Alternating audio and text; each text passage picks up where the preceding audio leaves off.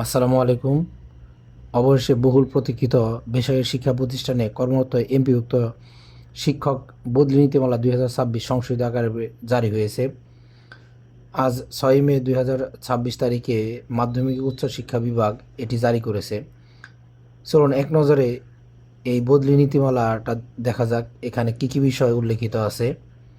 প্রথমেই এটি বেসরকারি শিক্ষা প্রতিষ্ঠানে কর্মরত এমপিভুক্ত শিক্ষক বদলি নীতিমালা 2026 সংশোধিত নামে অভিহিত হবে। এখানে শিক্ষক বলতে বেসরকারি শিক্ষা প্রতিষ্ঠানে কর্মরত প্রতিষ্ঠান প্রধান, সহকারী প্রতিষ্ঠান প্রধান, প্রদর্শক, ট্রেড ইনস্ট্রাক্টর সহ সকল শিক্ষককে বোঝাবে এবং এই নীতিমালা জারির তারিখ থেকে কার্যকর হবে, তার মানে আজ থেকে কার্যকর। আর এখানে সকল শিক্ষক, প্রতিষ্ঠান প্রধান, সহকারী প্রধান এবং সকল শিক্ষক বদলি নীতিমালায় আওতাভুক্ত হচ্ছে। এটি অবশ্যই একটি ভালো দিক। তো চলুন বদলি সাধারণ শর্তাবলী কী দেখে নিই। মাধ্যমিক উচ্চ শিক্ষা অধিদপ্তর প্রতিষ্ঠানভিত্তিক শূন্যপদের চাহিদা বিবরণ সরকার কর্তৃক নির্ধারিত সময়ের মধ্যে অনলাইনে প্রকাশ করবে। প্রকাশিত শূন্যপদের বিপরীতে মাধ্যমিক উচ্চ শিক্ষা অধিদপ্তর শিক্ষকদের আবেদন আহ্বান করবে। সমস্তরের শিক্ষা প্রতিষ্ঠানে প্রতিষ্ঠান প্রধান, সহকারী প্রতিষ্ঠান প্রধান একই বিষয়ে শিক্ষক সমপদ শূন্য থাকার সাপেক্ষে প্রতি বৎসর সরকারের সিদ্ধান্ত অনুযায়ী নির্ধারিত সময়ের মধ্যে আবেদন গ্রহণ, বদলির আদেশ জারি ও নতুন কর্মস্থলে যোগদানের কার্যক্রম সম্পন্ন হবে। আবেদনকারী শিক্ষক তার চাকরি আবেদনে উল্লেখিত নিজ জেলা বদলির জন্য আবেদন করবেন। নিজ জেলায় পদ শূন্য না থাকলে নিজ বিভাগের যে কোনো জেলায় বিদ্যমান শূন্য পদের বিপরীতে বদলি আবেদন করতে পারবে। এছাড়া আবেদনকারী শিক্ষক স্বামী স্ত্রীর নিজ জেলা অথবা স্বামী স্ত্রীর কর্মস্থল জেলায় সরকারি, আধা সরকারি, স্বায়ত্তশাসিত এমপিভুক্ত শিক্ষা প্রতিষ্ঠান বদলি আবেদন করতে পারবে। প্রথম যোগদানের পর চাকরির 2 বছর পূর্ণ হলে বদলি আবেদন করার জন্য যোগ্য হবেন। বদলি হয়ে নতুন কর্মস্থলে যোগদানের পর ন্যূনতম 2 বছর কর্মে নিয়োজিত থাকার পর পরবর্তী বদলির জন্য আবেদন করতে পারবেন। একজন শিক্ষক কর্মজীবনে সর্বোচ্চ 3 বার বদলি হওয়ার সুযোগ পাবেন। একটি শূন্য পদের জন্য একাধিক আবেদন পাওয়া গেলে নিম্নবর্ণিত অগ্রাধিকার বিবেচনা করতে হবে। প্রথমত নারী, দূরত্ব এবং তৃতীয়ত স্বামী স্ত্রীর কর্মস্থল জেলা, সরকারি, আধা সরকারি, স্থায়িত্বশাসিত এবং এমপিভুক্ত শিক্ষা প্রতিষ্ঠান এবং জ্যেষ্ঠতা। চাকরির জ্যেষ্ঠতা সর্বশেষ জারিকৃত জনবল কাঠামো ও এমপি নীতিমালা অনুযায়ী গণনা করা হবে।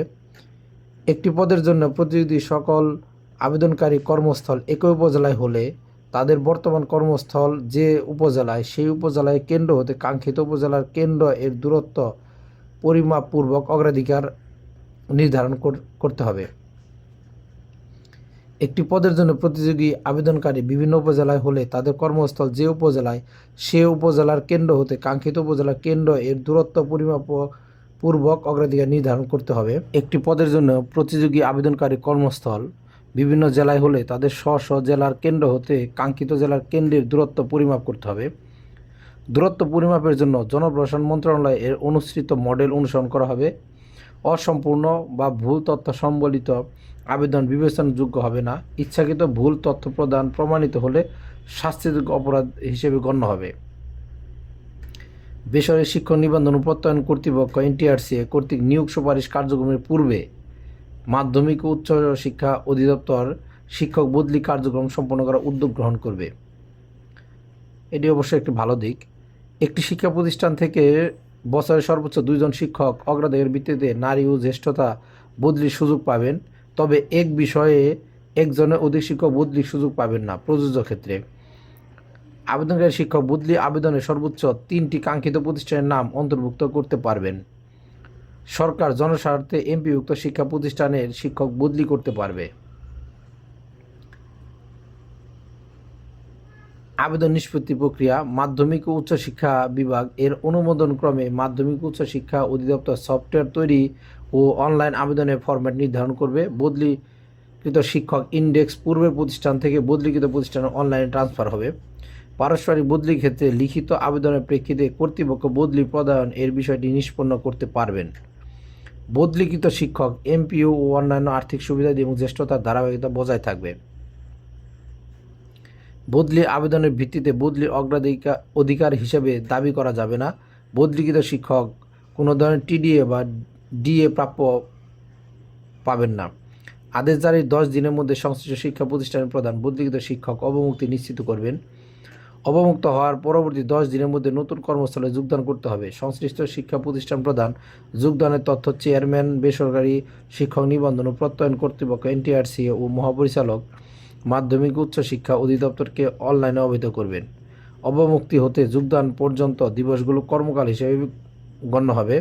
কোনো শিক্ষকের বিষয়ে স্টপ পেমেন্ট, সাময়িক বরখাস্ত, ফৌজদারি মামলা চলমান থাকলে তিনি বদলির যোগ্য হবেন না।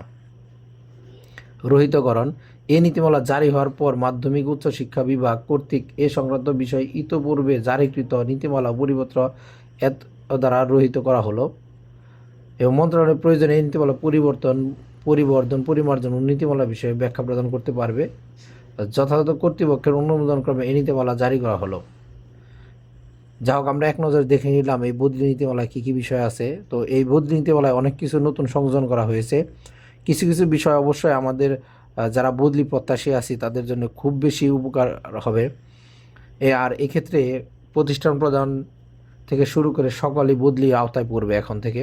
এমপিভুক্ত শিক্ষকদের বদলি নিয়ে নানা ধোঁয়াশা তৈরি হয়েছিল, আজ সেটি কিছুটা হলো কেটে গেল। এখন যত দ্রুত সম্ভব বদলির জন্য তৈরিকৃত সফটওয়্যারের মাধ্যমে কার্যক্রম শুরু হলে আমরা এমপিভুক্ত শিক্ষকরা অনেক বেশি আনন্দিত এবং খুশি হব। এতে করে যারা দূর দূরান্তে কর্মরত এমপিভুক্ত শিক্ষক আছেন তারা নিজ জেলায় ফিরতে পারবেন এবং কিছুটা হলেও সুবিধা ভোগ করতে পারবেন। আর এটি শিক্ষা প্রতিষ্ঠান এবং শিক্ষার জন্য একটি গুরুত্বপূর্ণ দিক হিসেবে বিবেচিত হবে। এখন আমরা আশায় রইলাম কবে নাগাদ এই বদলি কার্যক্রম শুরু হয়। ধন্যবাদ। আবার দেখা হবে পরবর্তী কোনো ভিডিওতে।